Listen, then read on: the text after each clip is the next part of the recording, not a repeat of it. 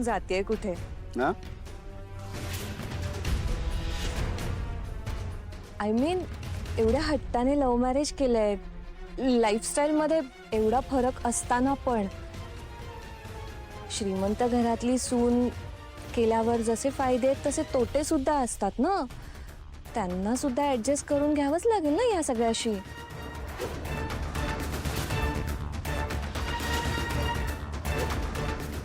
राजवाडे sir येऊ का? या या या आणलीत फोटो फ्रेम? हो. ठेवायचं.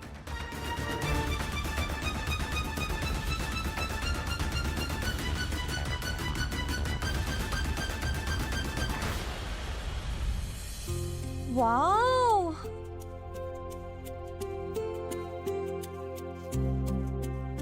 सर तुमच्या मनासारखंच आहे ना? एकदम सुंदर. काय आजी, तुला कसं वाटलं? एवढा मोठा फोटो म्हणजे माझ्यापेक्षा मोठा. अगं एवढ्या मोठ्या व्यक्तीचा एवढा मोठा फोटो तर हवाच ना. पिंट्या, 80 वर्ष वय झालं माझं. कधी कधी ना असं जुनं काहीतरी आठवायला लागतं रे. 3 तासाचा सिनेमा असतो ना, त्याची सगळी दृश्य अशी नजरेसमोरनं जायला लागतात.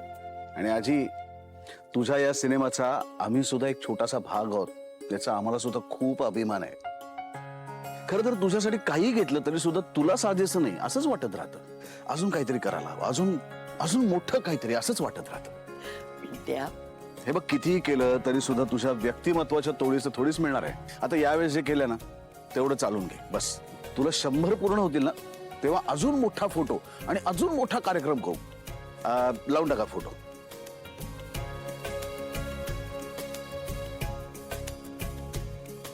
पिंट्या, अरे बरेच वाजले, इतका वेळ झाला. स्वानंदी कशी नाही आली अजून? मला काय माहित. एवढ्या वेळ बाहेर कधी राहत नाही रे ती. आजी अगं तिचं मन बदललं असेल आज जरा, गेली असेल मैत्रिणींसोबत. अगं पण सांगून जाते ना नेहमी. पिंट्या, फोन लाव तिला. मी का लावू? तू लाव फोन. पिंट्याचं किती कामं सांगशील रे मला. म्हणजे मी आता खोलीत जाणार, मग फोन लावणार, मग त्याच्यापेक्षा तूच लाव की. आजी, ही नाटकं तुझी नेहमीची आहेत. स्वतःचा फोन स्वतःजवळ ठेवायला काय होतं तुला? भाषण देऊ नकोस मला. लाव फोन तिला. भाषण देत राहतो. अर्पिता, तू लाव फोन. तू लाव. तू लाव फोन. अहो घर आहे तिथे, मोकळं ग्राउंड नाहीये. हे असं करतं का कोणी? काका, घरात न्यू इयरची पार्टी सुरू आहे. पार्टी आहे म्हटल्यावर आवाज तर होणारच ना. अहो पण ह्या नॉर्मल पार्टीचा आम्हाला त्रास होतोय ना. हो ना, आम्ही पण पार्टी करतोय, पण आमचा त्रास होतोय का कोणाला? एवढे शिकलेले आणि स्मार्ट आहात ना, मग नॉइज पोल्युशनचा तरी विचार करा. त्यापेक्षा कुठल्या तरी क्लब नाही तर पब मध्ये जा ना.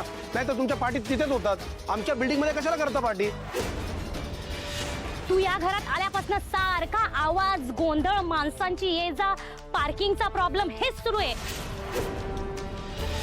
तू आल्यापासून शांतता गेली आमच्या बिल्डिंग मधली. आज तर कहरच झाला. तुम्हाला कसं चालतंय हो मंदाताई? माझं तर डोकं उठलंय. तुम्हाला त्रास नाही होते? अहो मी किती वेळा. काका, काकू, अहो खरंच सॉरी. अरे रोहन, शहाणा आहेस ना तू की बायकोच्या नादाला लागून तूही बिथरलास की काय? एक मिनिट अंकल, तुम्ही त्याला का बोलताय? त्याची काही चूक नाही याच्यामध्ये. पार्टी त्याची नाही सुरू आहे, पार्टी माझी आणि माझ्या फ्रेंड्सची सुरू आहे. म्हणजे तुझं चुकलंय हे तुला कळतंय ना?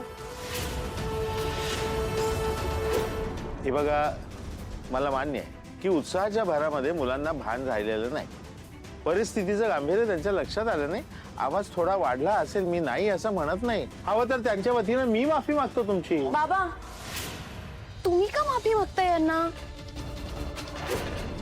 बघा बघा, एवढा त्रास झाला तरी माफी मागावची वाटत नाही यांना. नाही वाटत मागावीशी माफी, कारण आमचं काहीच चुकलेलं नाहीये.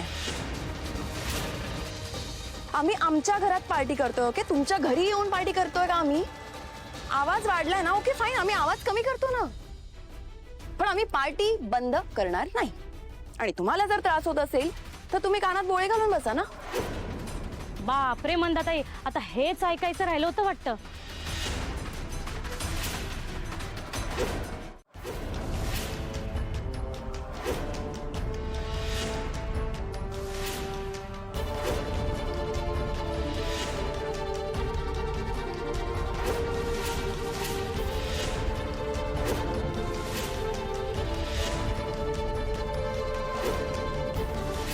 Hello sir.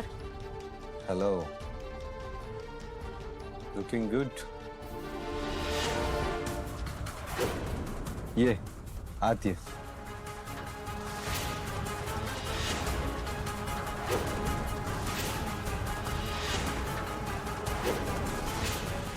घाबरू नकोस, ये. मी कधी एवढ्या मोठ्या रिसॉर्ट मध्ये आले नाहीये ना, म्हणून. वेल, आता येतच राहशील. इथला मेन्यू पण छान आहे. बोल, काय मागवू तुझ्यासाठी? तुम्ही खरंच खूप खर्च केलात. कम ऑन, हा समुद्रातला एक थेंब आहे. तुझ्यासारख्या मुलींवर नाही उडवलंय तर उपयोग काय पैशाचा? तसं नाही सर, पण मला सवय नाहीये. रे यार, सवय होण्यासाठी प्रॅक्टिस करावी लागते श्वेता. दारातच उभी राहून बोलणार आहेस की आत येऊन माझ्या बरोबर डिनर करणार आहेस? डिनर तर आपण बाहेर पण करू शकतो ना सर. त्यासाठी तुम्ही रूम मध्ये का बोलवलं? माझा मूड नाहीये बाहेरच्या क्राऊड मध्ये जाऊन जेवायचा. मी फूड ऑलरेडी ऑर्डर केलंय, येईल थोड्या वेळात.